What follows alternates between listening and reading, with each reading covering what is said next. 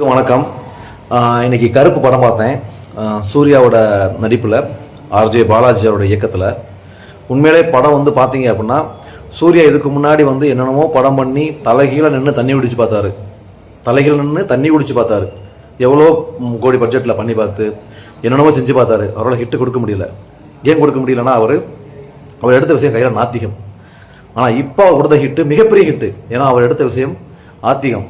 இப்போ எடுத்தது ஏன்னா அவர் நம்பினது காவல் தெய்வம் கருப்பை நம்பினதே கைவிட மாட்டேன் அப்படிங்கிற லட்சணத்தில் அந்த படத்தை அவர் எடுத்தார். அந்த படத்தை எடுத்து அவருடைய நடிப்பும் சரி, அந்த படத்தோட வசனம் சரி.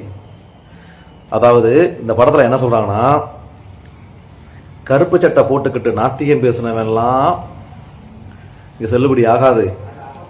கருஞ்சட்ட காவக்காரன், என் கச்சை கட்டி வந்த காவக்காரன் கருப்பசாமியால் மட்டும்தான் நீதி சொல்ல முடியும் அப்படின்னு ஒரு பட்ஜெட் படமாக இருந்தாலும் ஒரு நல்ல சப்ஜெக்டை கையில் எடுத்து பண்ணியிருக்காரு அவர்.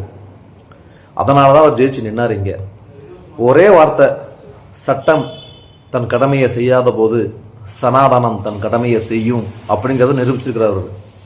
நீ யாரை நம்பாம போ. தமிழ்நாட்டை பொறுத்த வரைக்கும் காவல் தெய்வம் ஒவ்வொரு எல்லைக்கும் சொல்லுவாங்க என்னுடைய எல்லை சாமின்னு. ஏன் சபரிமலை ஐயப்பன் கோயிலே அந்த காவக்காரன் கருப்பசாமி 18ஆம் படியில் உட்காந்துருப்பாப்புல. சபரிமலை ஐயப்பன் கோவிலையும் 18ஆம் படி கருப்பசாமி உட்காந்துருப்பாரு. ஸோ அந்த கருப்பனை காவல் தெய்வமாக நினச்சிட்டு போகிற எந்த காரியமும் நல்லது நடக்கும் அப்படிங்கிற சனாதன தர்மத்தை கையில் எடுத்து என் கருப்பு சட்டை காவக்காரன் காப்பான் அப்படிங்கிறத நிமித்தி காமிச்சிருக்கிறாரு. மூக்குத்தி அம்மன் படத்தில் ஒரு கடவுளை இழிவுபடுத்தி தான் ஆர்ஜே பாலாஜி படம் எடுத்தார். மக்களோட மூட நம்பிக்கை, அந்த பைப்பு திருப்பி பாலை வர வச்சு பாருங்க, அந்த பால் வேப்ப மரத்துலேருந்து பால் வருது அப்படிங்கிறத ஒரு இதை வச்சு மூட நம்பிக்கை வச்சு அந்த மூக்குத்தி அம்மன் படத்தை கட்டி கொடுக்க பார்த்தாரு.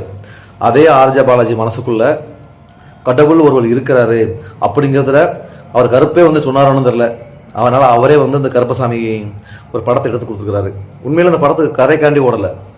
இந்த படம் கதைக்காண்டியோ சூர்யா காண்டியோ ஆர்ஜே பாலாஜி காண்டியோ எதுக்காண்டி ஓடலை. இந்த படம் ஒன்று ஒரே காரணம், அந்த கருப்பனுக்காண்டி. ஏன்னா தமிழ்நாட்டு மக்களில் எல்லாருமே மனசில் இருந்துட்டு ஒரு எல்லசாமி கருப்பு இருப்பான். எந்த குலதெய்வம் வந்தால் சரி அந்த குலதெய்வம் பக்கத்தில் ஒரு கருப்பாக இருப்பான். உனக்கு மாரியம்மன் கோயில் குலதெய்வமா, அந்த கருப்பை பக்கத்தில் இருப்பான். ஏன்னா நீ ஆடு பலி கொடுக்கணும். உனக்கு ஐயப்ப சாமி மாலை விட்டு போகணுமா, அப்போ உங்களோட கருப்பாக இருப்பான். ஆக மொத்தத்தில் அந்த கருப்பை நம்ம கூட எப்பயும் இருப்பாங்கிற நம்பிக்கையில் தான் அந்த படத்தை எடுத்தாங்க. கூட இருந்திருக்கான், ஜெயிக்க வச்சிருக்கிறான். கருப்பு படம் உண்மையிலேயே இது கருப்பசாமியோட படம்.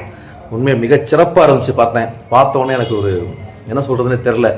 அப்படியே தத்ரூபமாக அந்த கருப்பனை கண்ணில் காமிச்சிருக்காங்க. வாழ்க சனாதன தர்மம், வாழ்க இந்து தர்மம்.